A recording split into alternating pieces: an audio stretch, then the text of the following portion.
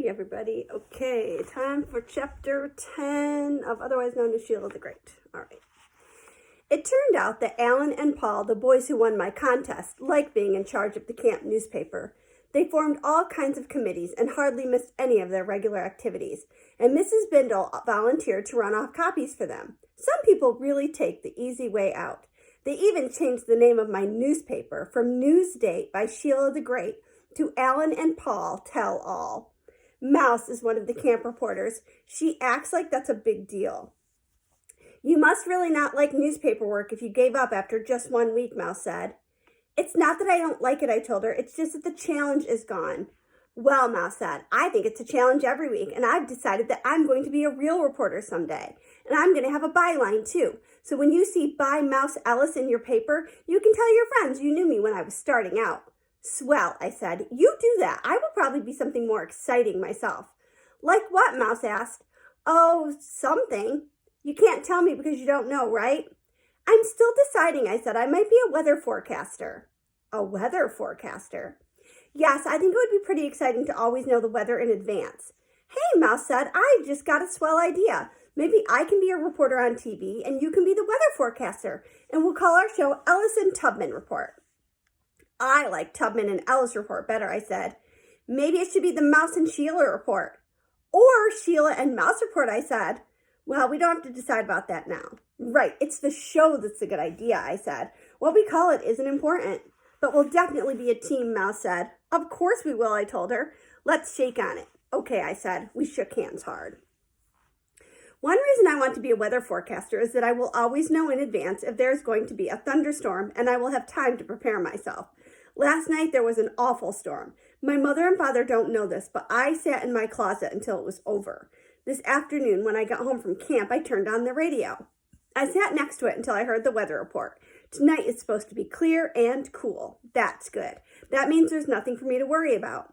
I fell asleep with no trouble, but in the middle of the night I woke up. There was a terrible racket outside. It wasn't thunder, but it sounded pretty scary anyway.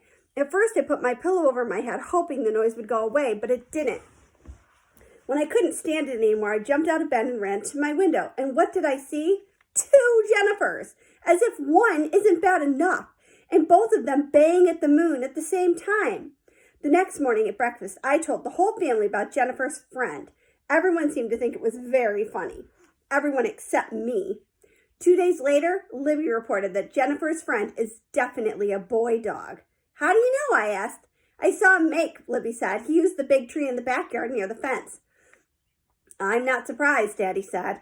Jennifer's friend comes to visit every night now. It's getting harder and harder to sleep in this house. In the morning, Jennifer's friend is gone. We don't know who he belongs to. I don't like leaving the house these days. I know it isn't safe. I told my mother, Jennifer's friend just runs around loose. You can't expect me to go outside with that dog around here. He only comes at night, Mom said. That's what you think, I told her, but you can't be sure, can you? No, Mom said, I can't be sure, but there is nothing for you to worry about. Jennifer's friend is perfectly harmless.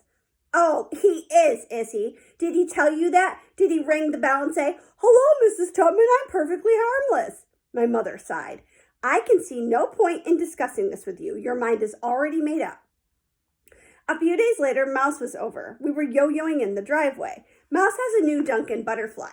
A butterfly is a regular yo-yo put together backwards, so the flat ends are on the outside. Nobody told me this. I figured it out myself. Mouse was trying to teach me a new yo-yo trick called Round the World, but I kept missing and hitting myself in the head. All of a sudden, I had a feeling I was being watched. I turned about slowly, and there he was, Jennifer's friend. I screamed and threw my yo-yo at him. He came after me. I ran as fast as I could right into the yard where Jennifer was tied up. Her friend was barking like crazy, and I could tell he was already thinking about how I would taste. So I kept running and screaming until I tripped over Jennifer's chain. I fell down and was sure that was the end of me. So I closed my eyes and cried. When I felt my legs were wet all over, I knew the blood was pouring out of them. In a minute, my mother was bending over me, and I heard Mouse say, she just went crazy, Mrs. Tubman. I couldn't even stop her. My legs, I cried. Do something, stop the blood. What blood, Mom asked. There's no blood. But they're all wet, I sobbed. I can feel how wet they are. Open your eyes, Sheila, Mom said, and you'll see why. I opened one eye and then the other. I rolled over and Mom helped me sit up. Jennifer, that dumb old dog, was licking my legs. I'm going to get apple hives, I told Mouse. Just awful. They'll probably be big as apples. Mouse didn't say anything. She just looked at me and shook her head. Later, Mom took me to the doctor because when I tripped over Jennifer's chain, I scraped my leg. I said, I told you, didn't I? I told you it wasn't safe to keep that dog around here. Just see what she's done to me. Just see. Jennifer and her friend did not do anything to you, Sheila, Mom said. And if you had just kept calm, nothing would have happened at all. I was calm, I said. Jennifer's friend is the one who got all excited. And did you see the size of his teeth?